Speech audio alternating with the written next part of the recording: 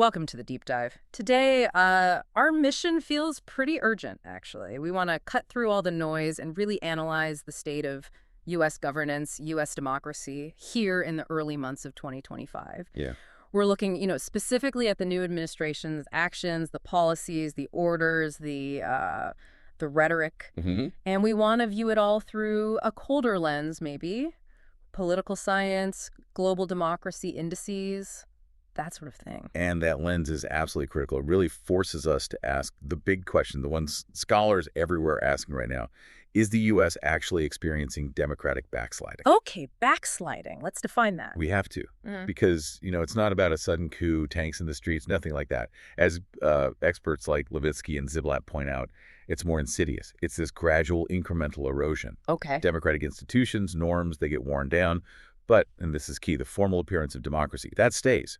You still have elections, courts. Wait, the structure looks the same. Exactly. Yeah. But the result is power becomes more arbitrary. Yeah. More centralized. Yeah.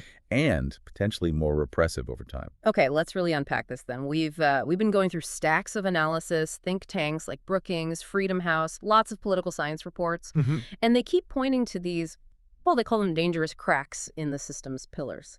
So our mission today is to look at the evidence. Where's the erosion? We're focusing on 3 areas: protecting elections, defending the rule of law, and fighting corruption and maintaining oversight. And what's really fascinating, or maybe worrying, is the tension here. The U.S. is still, formally a constitutional republic. Sure.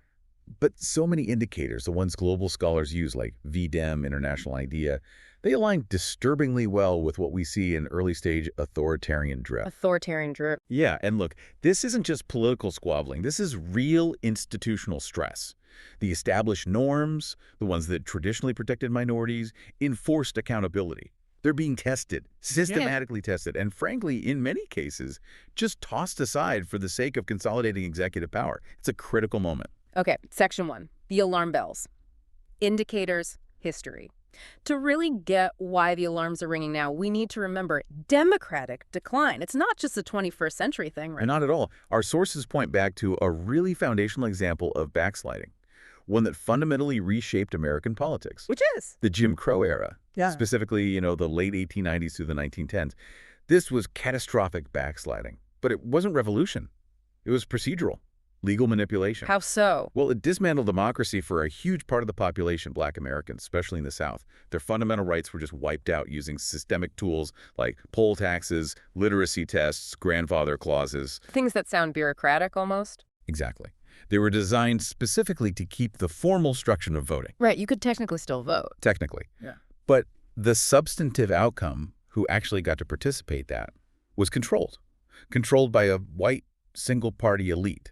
The stark lesson. That comparison really hits home. It makes you look past the dramatic stuff and focus on the legal manipulation of the system itself. Okay, so bringing us to today. What are the sources citing as the main drivers for the current erosion? Oh, it's a long list. But the big ones cited now include, well, the growing normalization of political violence. That's huge. The rise of identity politics, too. There are structural things. Like what? Like the concentration of political power, which has been accelerated, definitely, by Supreme Court decisions. Right. I think Money in Politics, Citizens United is the big one there. Flooding the system with dark money. Right. And then there's partisan gerrymandering, just unchecked, allowing politicians to basically pick their voters. These things fundamentally weaken the system's ability to actually respond to what the public wants. And the sources seem pretty much unanimous on this. Presidential power has been growing steadily for decades, but the first Trump presidency, and definitely the start of the second one, really put the accelerator down on undermining democratic norms. That trajectory, it's confirmed. When you look at the global report cards, let's look at those expert assessments. Multiple indices show this decline over the last decade, but the details are interesting. Yes. Take Freedom House. Their 2025 annual report actually gave the U.S. a slight improvement, up to 84 out of 100. From 83. Wait, an improvement. Now, that seems counterintuitive. Why? It does, right. But their methodology gives a lot of weight to the procedural success of elections. Right. So, because the 2024 election ran smoothly, unlike the chaos after 2020 or the 2022 midterms, that procedural score ticked up. That is the but, right. Oh, yeah, big but. Freedom House immediately flags persistent, rising political polarization, the normalization of extremism, attacks on institutional oversight. These are massive, unresolved long-term issues. So they're basically saying, okay, election day itself went okay, but that doesn't mean that democracy is healthy. Big difference. That distinction makes a lot more sense. And if you look at, say, the Economist Democracy Index. They saw this coming much earlier. They downgraded the U.S. way back, actually not in 2020, but around 2016, from a full democracy, which scored like 8.22 out of 10 back in 2006, down to a flawed democracy. So, okay. And by 2021, that score had dropped even further to 7.85, and they cited deep problems with how the government functions and, importantly, the political culture itself. And this seems to be where the consensus really builds among these monitoring groups. It does. International IDEA, after looking hard at 2020 and 2021, they formally labeled the U.S. a backsliding democracy. That term is crucial. They use it very specifically for countries that are gradually, formally losing key democratic characteristics. Usually, it's through the actions of incumbent leaders. And then there's VDEM, Varieties of Democracy Institute. Right. They track this stuff globally, historically. They showed significant drops for the U.S. between 2016 and 2020. But then their director issued this really stark public warning in March 2025. What did it say? Basically, that the U.S. was on track to lose its democracy status entirely within 6 months. 6 months. If the current trends kept up, especially the attacks on the courts, on the civil service, that puts a terrifyingly hard timeline on this whole institutional crisis. Wow. 6 months. That really shifts the perspective. It does. And it brings us right to the acceleration we saw in the first few months of this second term. Political scientist Stephen Levitsky, he co-authored How Democracies Die, a really important book here. Right, I know it. He publicly said the first 2 months of this second Trump administration were the most aggressively and openly authoritarian case of democratic backsliding he'd personally witnessed or studied. He was particularly alarmed by the immediate calculated attacks on the courts and the oversight bodies. And it's not just academics sounding the alarm. No, not at all. You had billionaire Ray Dalio, founder of Bridgewater Associates, warning in September 2025 that the U.S. was heading towards policies that echoed 1930s-style authoritarianism. The 1930s. Yeah, when major financial players start drawing parallels to the interwar period in Europe, the institutional stress is real.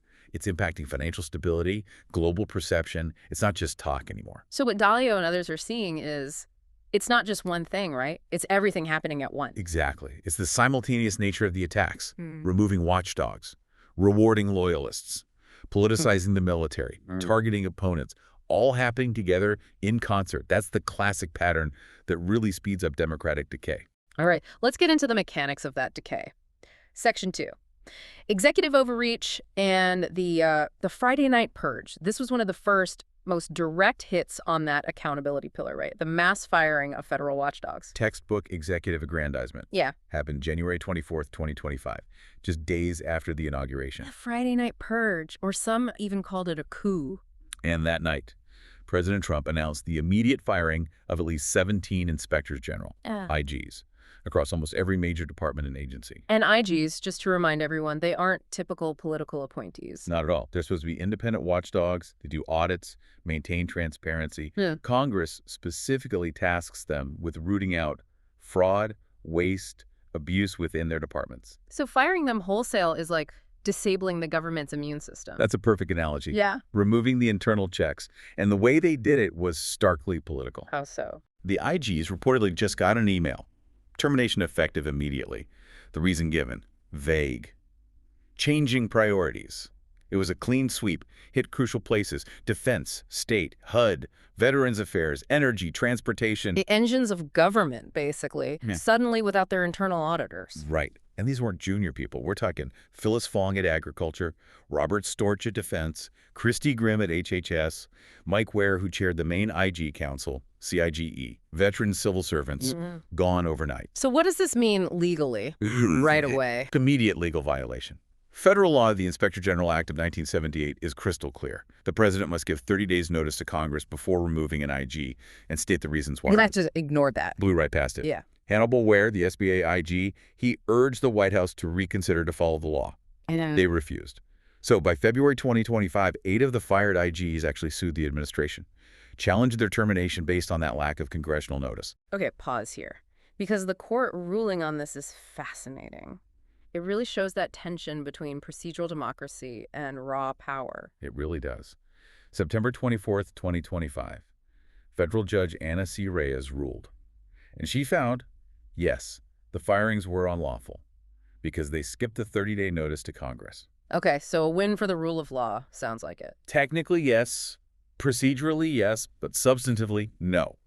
Judge Reyes refused to reinstate them. Why not, if the firing was illegal? Her reasoning was critical. She basically said, okay, the firing was procedurally flawed, but the president could just turn around, give the 30-day notice, and fire them again legally this time. Ah, so the court could fix the how, but not block the what or the why. Exactly. It showed the courts becoming almost bureaucratic speed bumps rather than real institutional roadblocks. It's a classic sign of backsliding. The power grab itself wasn't stopped, just delayed slightly. And this whole purge wasn't just abstract institutional damage. It had immediate, tangible risks for specific investigations, didn't it? Oh, absolutely. Take Phyllis Fong, the fired agriculture IG. It came out pretty quickly that she was running a serious investigation into Elon Musk's company, Neuralink. Neuralink, the brain implant startup. That's the one.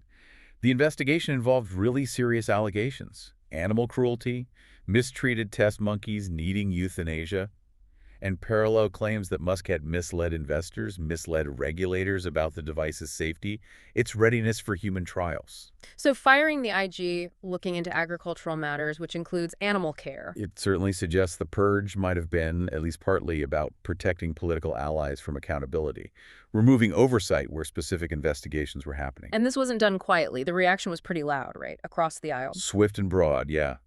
House Democrats immediately called it an attack on transparency and accountability.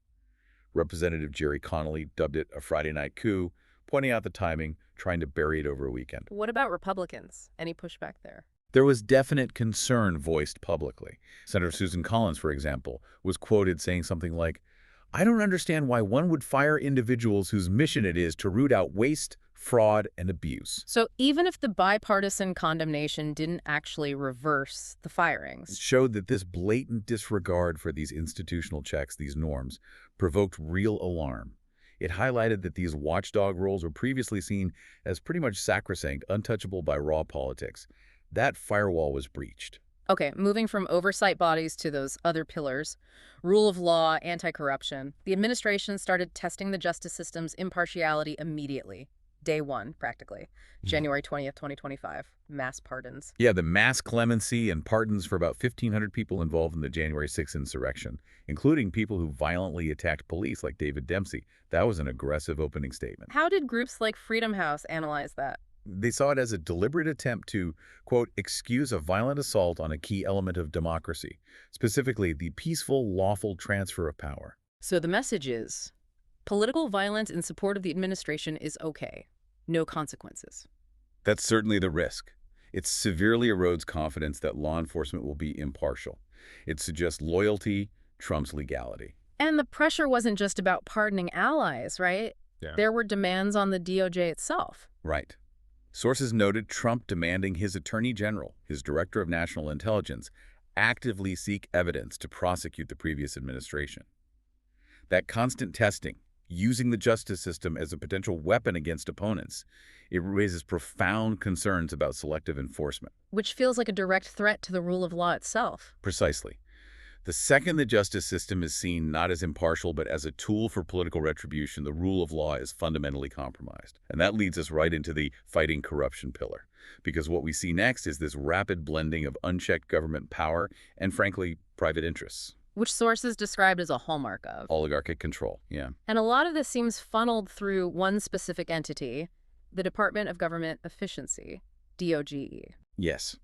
DOGE is absolutely central here. Elon Musk, sources say he was the election's top individual donor, over $280 million to Trump and allies. He was granted this, just unaccountable, unelected power over key departments via DOGE. So a private citizen with massive global business interests. Exactly. Given functional governmental authority, it's unprecedented in this form. Okay, what did DOGE actually do in those first few months? What actions did it take? The sources list several really alarming things. DOGE started dismantling USI, the Agency for International Development. Critics saw that as a huge gift to competitors like China, basically clearing the field for their global influence. Okay, what else? Crucially, they tried to get access to sensitive payment systems at the Treasury Department. That set off immediate red flags about financial stability, systemic risk. And then there were reports of federal agents literally being locked out of their own agency computers, hindering vital work. So you have this individual, Musk, with immense private interests, many tied to foreign entities, having unchecked authority and access to super sensitive national security and financial data. It completely blurs the lines. And this blurring went beyond DOGE itself. The administration also rescinded the ethics commitments by executive branch personnel, executive order. Remind us what that did. That was huge. It used to mandate that all 9 career appointees, the political hires, had to pledge to act exclusively in the public interest, and they couldn't accept gifts from lobbyists. So getting rid of that signals. It signals that ethics are secondary, loyalty, political expediency, those come first. It basically opens the door wide to institutionalized corruption. Potential conflicts of interest become the norm, not the exception. And the ethical questions go right to the top, involving the presidency itself. Yes. A law professor from NYU noted the Trump organization's ethics agreement, or really, the lack thereof, dangerously blurred the president's private business with his public role. And sources also raised concerns about Trump's new cryptocurrency. How could that be a problem? The worry is it could become a channel for global actors, foreign governments, maybe China, to subtly influence policy. By investing in or manipulating this digital asset tied directly to the president's brand and potentially finances. It's a new, opaque avenue for potential influence. And on top of all this, the administration took steps to weaken existing anti-corruption efforts. Yes. Attorney General Pam Bondi in the first week closed the DOJ's Kleptocracy Asset Recovery Initiative and other anti-corruption programs too. What did that initiative do? It was designed to recover stolen assets, kleptocratic funds stashed in the U.S. by corrupt foreign officials. Closing it sends this undeniable global signal. The U.S. is less interested in fighting international financial crime, money laundering. It potentially makes the U.S. a safer place for dirty money. Okay, one more major piece in this section, weaponizing the civil service. Schedule F. This sounds like a plan to institutionalize loyalty over actual expertise. That's exactly what it is. Schedule F aims to reclassify potentially thousands of career civil servants, nonpartisan experts, making them essentially political appointees who can be fired at will and replaced with loyalists. The framing is often draining the swamp, right? That's the rhetoric. Yeah. But the functional consequence could be catastrophic. Think about it. If the person running food safety at the FDA or managing air traffic control at the FAA gets the job based on political loyalty instead of decades of expertise, The quality, the reliability of essential public services just plummets. immediately, it replaces nonpartisan experts with people loyal only to the executive. It centralizes power massively and risks functional collapse in key areas. It's about control over competence. But this hasn't gone unchallenged. There's legal action. Right? We noted the National Treasury Employees Union filed a lawsuit. What's their core argument? They argued this mass reclassification violates existing civil service protections laws put in place specifically to stop the government workforce from being used as a political weapon. They're fighting to keep the bureaucracy merit-based, non-political. So this lawsuit, like the one from the fired IGs, is another example of institutional resistance, trying to preserve the deep state in the functional sense. Exactly. Not the conspiracy theory sense, but the deep pool of technical expertise you actually need to run a huge, complex, modern government. They're trying to protect that competence from political capture. All right, let's pivot to the third pillar we identified, protecting elections. Looking back at 2024, you mentioned the election itself was generally seen as free and fair. Procedurally, yes. That's important. No high-profile attempt to challenge the certification blocked the outcome. That procedural success did lead to that slight bump in the Freedom House score we talked about. But you also said we need context for that success. Absolutely. The campaign environment leading up to it was incredibly dark. Yeah. Volatile. Marked by extreme political violence. Remember, there were 2 assassination attempts against Trump, July and September 2024. Right. And then, the moment he won, all the federal cases against him, election subversion, classified documents, poof, dropped.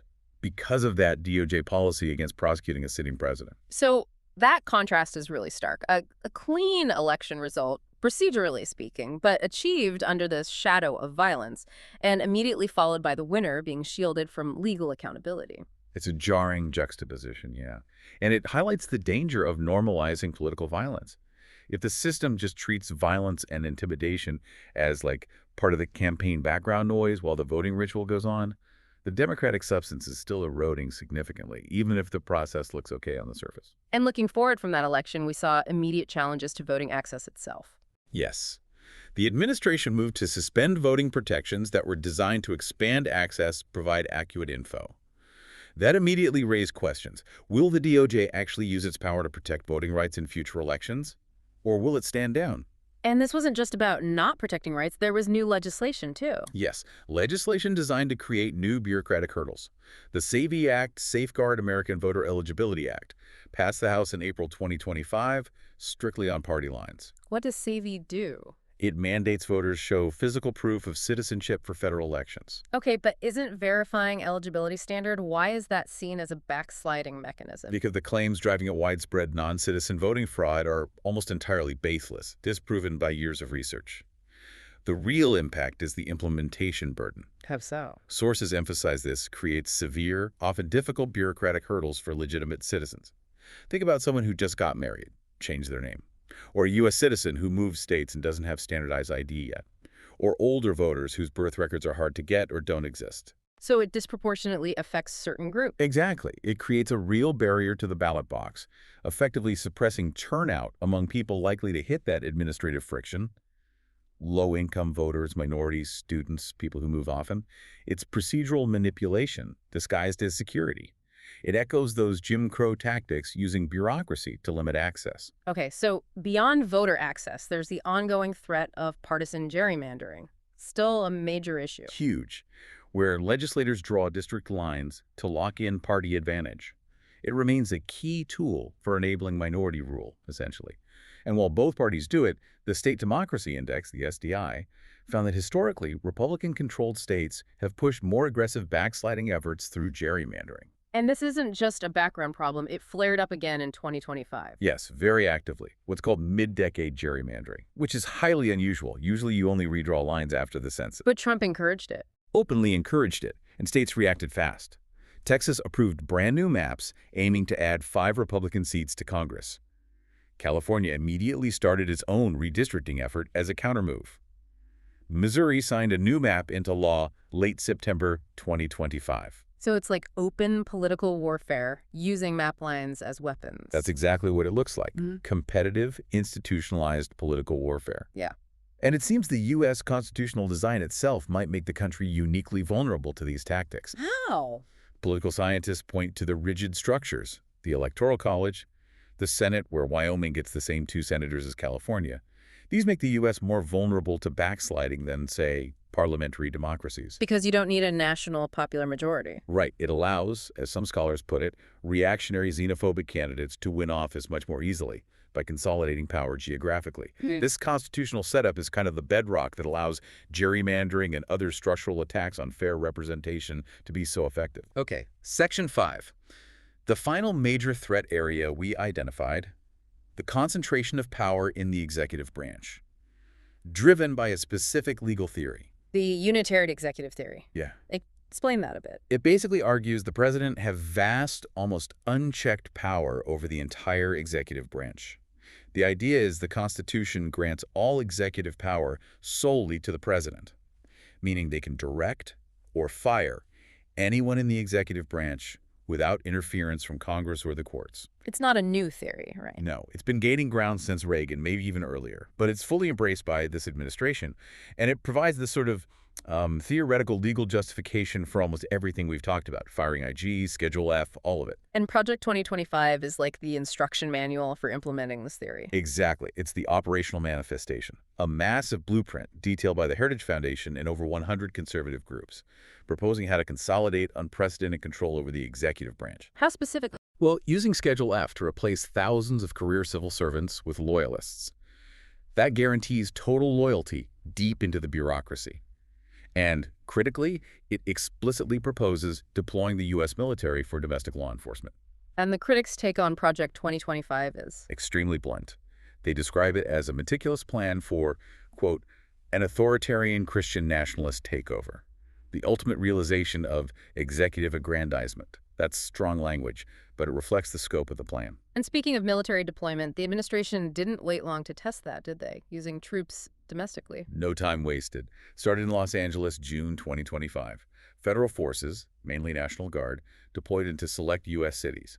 Then Washington, D.C., Memphis, Portland. And the justification given was? Cracking down on protests, crime, homelessness, illegal immigration. But the pattern was clear, targeting Democratic-led cities, which immediately sparked accusations of abuse of power and potential violations of the Posse Comitatus Act. Okay, Posse Comitatus. Remind us why that's such a critical legal check here. It's fundamental. The Posse Comitatus Act generally prohibits using the U.S. Army or Air Force for domestic law enforcement. There are exceptions, sure, but sending the military to police American cities, crack down on protests, enforce immigration law, that treads dangerously close to violating this core principle, separating military power from civilian authority. It's a huge red line in democratic norms. And the language used around these deployments was also significant. Very striking. In September 2025, Trump reportedly told military leaders to view these deployments as training grounds, described America as being under invasion, waging a war from within. War from within. That rhetoric fundamentally shifts the military's role, from protecting against foreign enemies to being an internal political enforcement tool, viewing parts of the American population as the enemy. That's classic authoritarian language, used to justify extraordinary force against domestic opponents. Wow. Okay, but despite all this strain, you also mentioned formal democratic safeguards are still kicking, creating friction, institutional resilience. Yes, and the courts have been absolutely critical here. Federal courts ruled in September 2025 that the administration had, in fact, illegally sent troops into Los Angeles, violated Posse Comitatus. And that ruling had an impact. It did. It definitely complicated plans for more military deployments. It showed that even under intense political pressure, the judiciary was still willing, at least in some cases, to enforce constitutional limits on executive power. The rules still mattered, even if the administration tried to ignore them initially. So that brings us to the counteracting forces, the rays of hope, maybe? Institutions pushing back? Absolutely. It's not all one-way traffic. Beyond the courts enforcing rulings like the LA troop deployment or blocking that attempt to ban birthright citizenship via executive order, you still have states retaining primary control over elections. That's huge. And civil society. NGOs, they're playing a crucial watchdog role, actively filing lawsuits against nearly every major initiative, Schedule F, the IG firings. This decentralized resistance is vital. It's slowing the decay, creating friction points. What about the media? They faced a lot of hostility. True, but they still play a role. Our sources noted, for instance, Fox News having to settle that massive $787 million defamation lawsuit over false 2020 election claims. Right. That shows that legal mechanisms for media accountability still exist, still function. They act as guardrails against completely unchecked misinformation, even if those guardrails are expensive and hard to maintain under political pressure. Okay, let's try to summarize this deep dive into U.S. governance in 2025. Experts seem to point to two big, reinforcing types of democratic erosion happening simultaneously. That's right. First, the strategic manipulation of elections, mostly through those procedural hurdles like the SAVE Act and aggressive gerrymandering. And second, Aggressive executive aggrandizement, pushing the boundaries of presidential power, enabled by that unitary executive theory, and actively implemented through things like Project 2025 and the attacks on oversight. so the conclusion, drawing from all this political science analysis, The U.S. is not, a formal dictatorship, let's be clear. But it absolutely exhibits substantive risks that align very closely with early-stage authoritarian drift. and that drift is characterized by, By a few key things. Public desensitization, almost. Getting used to extreme acts, mass pardons, troops in cities. And the systematic, calculated erosion of investigative oversight, like firing the IGs. but the resistance matters. It's absolutely crucial. The continuous coordinated pushback from courts, from states, from civil society groups, that's what's preventing these trends from just locking in, becoming permanent institutional change. That resistance is the friction slowing the slide. So the final takeaway for you, the listener, seems to be that this fight against backsliding, it's often not dramatic, not a sudden revolution. No, it's incremental, it's legal, it's bureaucratic, it's a series of Friday night purges, executive orders, policy changes that chip away at the democratic substance, while carefully, deliberately leaving the facade, the appearance of democracy, intact. Which leads us to a final, maybe unsettling thought to leave you with. Yeah. The source material mentions something sobering. The pace of democratic erosion, once it really gets going, is often faster than people imagine. So given these multiple simultaneous attacks we've discussed on the watchdogs, the civil service, the election rules, the military's role, the rise of DOGE. The provocative question becomes, what other institutions, beyond the already strained courts and civil society groups, need to step up their resistance now to protect that democratic substance? And, maybe more pointedly, what political or financial cost might those institutions, maybe the nonpartisan experts deep in the civil service, or elements within the military leadership committed to tradition incur for actually doing so? What's the price of resistance in this environment?